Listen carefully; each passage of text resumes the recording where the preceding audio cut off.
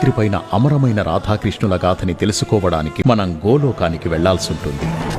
శ్రీకృష్ణుడి భక్తుణ్ణి శ్రీధాముడి నిన్ను క్షమిస్తున్నాను.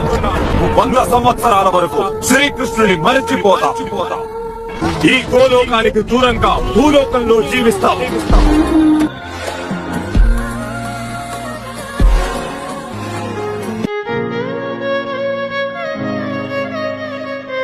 ఒక్కసారి నా రాధని కళ్ళారా చూడనివ్వండి. భూలోకంలో తను ఎలా కనపడుతుందో ఏంటో. ఎవరు నువ్వు?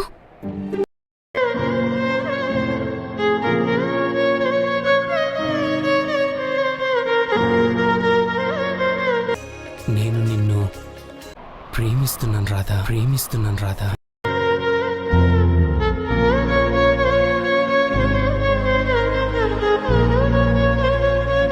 నేను నిన్ను ప్రేమిస్తున్నాను.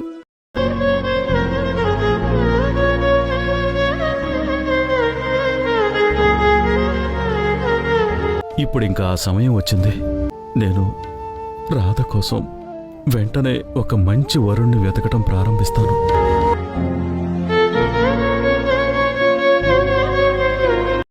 వేరే వాణ్ణి ఎలా వివాహం చేసుకుంటుంది? ఇదే మన ప్రేమకి అంతిమ పరీక్ష రాధా.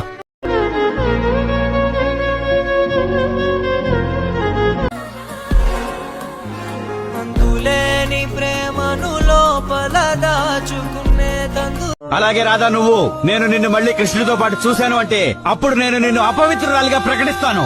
మీరిద్దరూ గనుక ఒకే ప్రదేశంలో ఉండాల్సి వచ్చినప్పుడు మీరిద్దరూ ఒకరితో ఒకరు ఖచ్చితమైన దూరంలో ఉండాలి.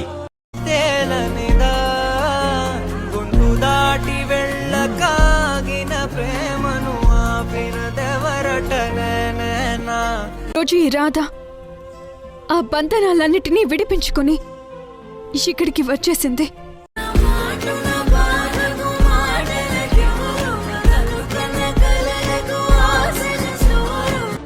ఎందుకు కృష్ణ నువ్వు నీ రాధ దగ్గరకు మళ్ళీ ఎందుకు తిరిగి రాలేవు?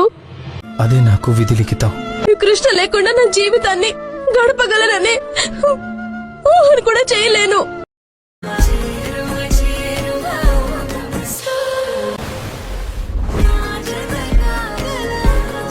ఈ రోజు మేమిద్దరం కలిసి లేకపోవచ్చు, కానీ ఇప్పటికే నేను తనను అంతే ప్రేమిస్తున్నాను.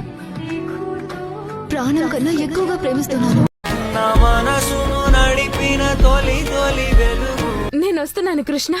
నిన్ను ప్రేమించడం తప్ప అసలు నాకు ఇంకేమీ రాదు కృష్ణ.